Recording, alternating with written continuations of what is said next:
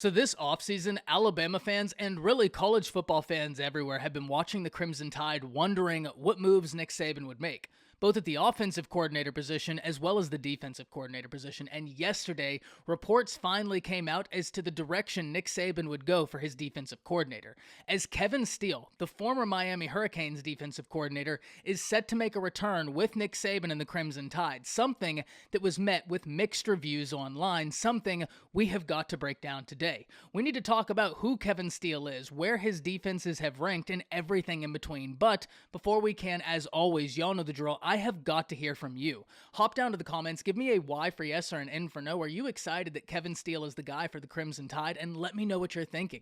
If you're new to the channel, be sure to subscribe. Hit that bell notification as I do constant college football content. You don't want to miss any of it. And if you enjoyed this content, be sure to like and comment down below. Those interactions may seem small, but they are massive for content creators such as myself, and we're on a push to 20,000 subscribers. I'd love nothing more than to have you a part of this unbelievable community. But having said all that, let's jump right into this. And as I stated in the intro, this is a polarizing hire. If you look on social media, you'll find mixed reviews. But personally, we have got to start off with this, and I really do want to start off with this. We've got to trust Nick Saban. Nick Saban is someone who is batting at an unreal percentage. You can point to me and say, well, the Bill O'Brien hire didn't work, or the Pete Golding hire didn't work as well as so many people would have liked. And while that may be true, he still has an overwhelmingly positive yield in terms of hiring coaches. And because of that, you have got to trust Nick Saban. This is an individual that knows what he wants out this team. This is an individual that knows the needs of this team. And personally, it seems like he's trying to get back to the basics, of what allowed the Crimson Tide to start this dynasty in the first place. The culture, the hard-nosed football. That seems like what this is about, and I'm very interested to see the results that come. But we also do need to get an in-depth look into who Kevin Steele is, because Kevin Steele has got a lot of experience in college football. And not only that, he's coached in several different capacities for several different institutions and alongside some big-name head coaches. Obviously, one of those names is Nick Saban. We talked about how in the intro these two are set to reunite, but another big-name coach he's worked alongside is Tom Osborne whenever Kevin Steele coached at Nebraska. But what about his results both as a head coach and a defensive coordinator? And this is where the conversation takes an interesting turn. Because one thing we find out when we really dive into this is Kevin Steele has given college football some hard-nosed, vaunted, and aggressive defenses. The problem is the inconsistencies that come along with it. And this is where we really need to dive into. Because whenever we look at his head coaching experience, which is where we'll start, he was the head coach of Baylor from 1999 to 2002, where during his tenure there, they had a win-loss record of 9 wins to 37 losses, so not at all what you want. He then worked with Nick Saban and the Alabama Crimson Tide in 2007 and in 2008, and once again returned in 2013 and 2014. But what about his experience outside of working with Nick Saban, or outside of being a head coach? What about his experience specifically as a defensive coordinator? And for that, we need to turn our attention to Clemson in 2009, 10, and 2011, where in 2009, Clemson's defense ranked 25th in the nation, and in the 2010 season, they took a step forward, where they ranked as the 13th best defense in the nation. Now, this gave Clemson fans excitement and gave them a lot of hope for the future and what that future could hold. However, that hope and excitement would be quickly dampened, because in 2011, a defense that had just seen a step forward the year before took a massive step backwards, going from the 13th best defense in 2010 to the 81st best defense in the nation in 2011. After that, Kevin Steele was the defensive coordinator for LSU in 2015, where LSU had a defense that came in as the 32nd best defense in the nation. And while that's not awful, it's not abysmal, it's not where you want to be if you're LSU, and it's certainly not where you expect to be if you're LSU. He then became the defensive coordinator for Auburn, which is where I said he put together his best defenses. He had several defenses for the Auburn Tigers come in as top 15 defenses in the nation and even curated some top 10 defenses. But one of the things whenever you're talking about Kevin Steele that will get brought up is the defense the Miami Hurricanes just fielded, because the Miami Hurricanes this past season left a lot to be desired, both in terms of offense, in terms of defense. Really, the whole season was not at all what Miami fans wanted, hoped hoped for nor expected, and that's something that Mario Cristobal and that staff look to change going into next year. Now, like Saban, Cristobal is now going to have to make some changes without an offensive coordinator and without a defensive coordinator. So I'm super intrigued to see the direction Miami goes and the direction Mario Cristobal go. Because even though next year is only year 2 for Cristobal, that's going to be a big year for them. Now, that's something we'll cover in a separate video. I don't want to get too sidetracked into the problems of the Miami Hurricanes and how Mario Cristobal is going to go about fixing them, but that is something I'm very interested in. Let's refocus into Kevin Steele's defenses with the Hurricanes, where if we look at scoring defense this past season, Miami came in at number 68. If we look at total defense, they were number 65. Against the rush, they were number 54, and against the pass is where they really struggled, where they came in as the 80th ranked defense against the pass. But before we go any further, I do want to give a little bit of backstory about the Miami Hurricanes, and I need to start in 2020. When Manny Diaz was the head coach, Blake Baker was the defensive coordinator. Now, after the 2020 season, they ranked number 51 in scoring defense, and Blake Baker made a move from Miami to LSU. When Baker made that move, Manny Diaz resumed play calling duties for the defense. Being a defensive guy, it made sense. Well, during the course of that 2021 season, Miami's defense really slid. Like I said, in 2020, they were number 51 in the nation in scoring defense, but by the end of 2021, whenever Manny Diaz had resumed play calling duties, they were 85th in the nation in scoring defense. So whenever we look at this holistically, Kevin Steele didn't inherit a unit that was on an upward trend.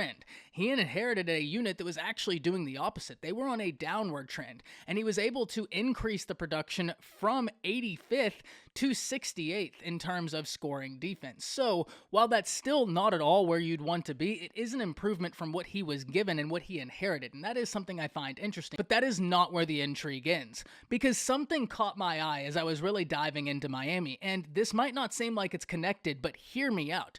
What really caught my eye was the change in offensive stats for the Miami Hurricanes. Because if we look back at that 2021 season where I just said Manny Diaz was the defensive play caller for the Hurricanes while being the head coach, that was an offense that ranked inside the top 30 offenses in all of college football with a defense that was around 85th. If we fast forward to 2022, the offense fell off a cliff. The offense was not good at all for Miami, but the defense improved. And that seems intriguing to me. And you might be sitting there asking yourself, but Ty, those are two separate units. Why would it be so intriguing to you that whenever Manny Diaz was the play caller and whenever he was the head coach, that offense, which was a top 30 offense in the nation, had a defense that was the 85th defense in the nation? Why are you so interested that all of a sudden the offense falls off a cliff and the defense improves? Because even though those two things may seem disconnected, in a roundabout way, they absolutely are connected. Think about it like this. If you trot your offense onto the field and they cannot put drives together, what's going to happen? 3 and out, 3 and out, 3 and out, meaning your defense is going to be on the field at a disproportionate rate. You are not going to be able to play control football. You're not going to be able to win the time of possession battle, and because of that, your defense is going to have more opportunities to get scored on than if your offense was some high-powered offense. That's why I thought it was so intriguing that the defense improved 20 spots when the offense fell off a cliff. Went from being a top 30 offense to being one of the worst offenses in college football. I believe they came in like 95th in the nation in total offense. So this was an offense that really struggled. Now, granted, there were reasons for their struggles. They had injuries, they had quarterback woes, you name it, they experienced it. But at the end of the day, that doesn't help their defense. Just because your offense may have had injuries, just because they may not be gelling, that doesn't give your defense a pass whenever they're stuck on the field for the majority of the game. So after noticing that Miami's defense ranked 85th whenever their offense was top 30, but whenever their offense became non-existent, their defense actually improved, I cooked up a hypothesis. I wanted to know how bad Miami had been losing the time of possession battles in these games. Because not to beat a dead horse, but like I keep saying, if your defense is on the field longer than your offense, it's just a simple numbers game. If an offense runs 100 plays on your defense, they're more likely to score more than an offense that only runs 50 plays. Now, granted, we can get into the weeds about that in terms of stylistic approach of each one of those offenses and spend all day on that, but y'all get the simple point I'm trying to make. If your defense is on the field for a longer period of time, it is more likely that the offense will have success against that defense. And what I found whenever I started looking into games wherever Miami's defense had given up more than 40 points. So we're looking at Clemson, we're looking at Pitt, we're looking at Florida State, we're looking at Duke, and sadly for Miami fans, we're looking at Middle Tennessee State University. What I found was quite frankly shocking, and I have got to share it all with you. So first and foremost, let's start with Clemson. And whenever we look at the Clemson game, Clemson possessed the ball for 38 minutes in that game to Miami's 21. So there was a 17-minute time of possession difference in favor of Clemson, which absolutely backs up my hypothesis.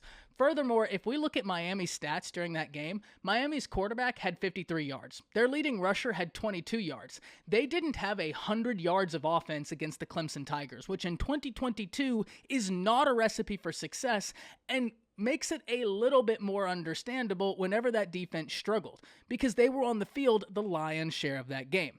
Against Florida State, a similar pattern emerges. This one wasn't as skewed, though. Florida State controlled the ball for 32 minutes and Miami for 28. But Miami had 188 total yards, and their leading passer was 5 for 9 with 37 yards. So once again, their offense really struggled.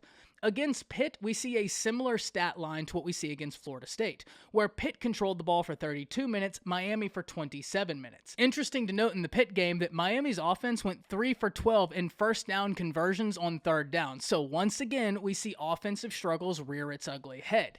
Against Duke, Duke had the ball for 32 minutes to Miami's 27 minutes. So once again, 3 times in a row, we're seeing Miami lose the time of possession battle. Furthermore, the Canes offense also gave the ball away 8 times. Yes, you heard me right. 8 takeaways for Duke's defense against that Miami offense, which seems like video game numbers. That's just wild. And unfortunately, the one all Miami fans try and forget, Middle Tennessee State University. This is the only game of the games where Miami gave up more than 40 points where they didn't lose the time of possession battle, which this is just a bad look if you are Kevin Steele and the Miami Hurricanes. I understand that the offense may not have been there. I understand that the offense may not have been the unit everybody expected. But at the end of the day, it's Middle Tennessee State University. It is inexcusable for your defense to allow over 40 points to Middle Tennessee State University. So at the end of all of this, what I found was that Miami didn't have a 100-yard rusher against Pitt, Duke, MTSU, or Clemson. They did go over 100 yards on the ground against FSU, but only had 62 yards through the air in that game.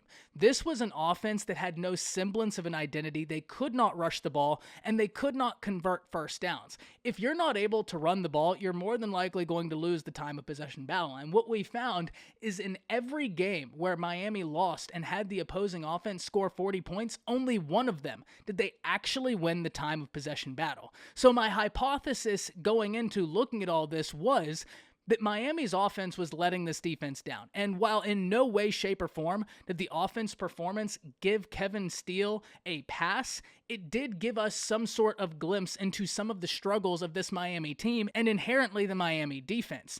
And what I found when I came out of this is that that hypothesis was partially correct. Now, once again, I do want to get this very clear, very understood. I am not absolving Kevin Steele of any of the bad defensive performances Miami saw during the 2022 season. That's not my point here. My point here is to try and gain an understanding into some of the reasons why that defense struggled so bad. And if your offense is losing the time of possession battle consistently, that's going to make it even harder on a defense. That does give us a glimpse and an understanding as to why that defense struggled so bad. But like I said to begin this video, Kevin Steele has given some vaunted, hard-nosed, strong defenses before in college football. If we look at what he did with the Auburn Tigers, that's where he did his best work. He had a defense that was number 7 in the nation with Auburn. He had a number 12 defense. He had a number 14 defense and a number 17 defense. So the majority of the time, he was putting together top 15 defenses. And one thing we've known about the Auburn Tigers over the past few years, there's been a lot of moving pieces over there, and sometimes not in a good way. The way that Gus Malzahn situation ended was not good. It created a lot of chaos. What we do know is that he was able to yield positive results for the Auburn Tigers. So I think when you look at that, the fact that this guy has experience in the SEC, he has experience with Nick Saban, he has experience with the Crimson Tide, he's worked in several different grounds, I think Nick Saban's trying to get back to basics. Now, there is one thing I would like to leave you all with, and I don't typically try and put on my tinfoil hat and chase conspiracy theories, but there is an opening on the Crimson Tide's coaching staff that I do find intriguing. And for so many of you that watched the Tommy Rees video, if you stuck around for the end of that video, I gave a little kind of synopsis as to my thoughts as to who the defensive coordinator would be. Now, I was wrong. I thought it would be Jeremy Pruitt. And one of the reasons I thought that is because we hadn't heard much of anything. And to me, because we hadn't heard much of anything, it seemed likely that Nick Saban knew exactly who he wanted and he was just waiting for NCAA clearance. Now, fast forward to this moment, we know that Kevin Steele is the defensive coordinator, but there still is an opening on Alabama's coaching staff, and that's that safeties coach. Charles Kelly made the move from being the safeties coach with the Alabama Crimson Tide to being the defensive coordinator for Colorado and Coach Prime. So, where will Alabama turn for that safeties coach? Well, this is where I don't think that the Jeremy Pruitt news is out of the woods just yet. I could be wrong. Maybe it's me being hopeful, and if that's the case, hop down in the comments, let me know. But it just seems like there's an opening at the position group where Pruitt had coached. There was so much traction with Jeremy Pruitt to the Alabama job, and I think Nick Saban would be very happy to get Pruitt back on staff. We know the results Jeremy Pruitt gave. I think something else is coming. I could be wrong in this, but I have a feeling something else is coming. What I do know with full certainty, we have got to trust Nick Saban, because Nick Saban has given college football unreal results. And even though right now people are watching the Crimson Tide wondering what the future will be, you got to trust in Nick Saban, because more often than not, he's been absolutely correct. Now, this is one that I am very interested in. This is one I did find surprising, and if you're asking me, Ty, was this your first choice? No, it was not. But after looking into this, I am intrigued to see what ends up happening with this hire. Hop down to the comments. Let me know what you're thinking. That's it. See ya.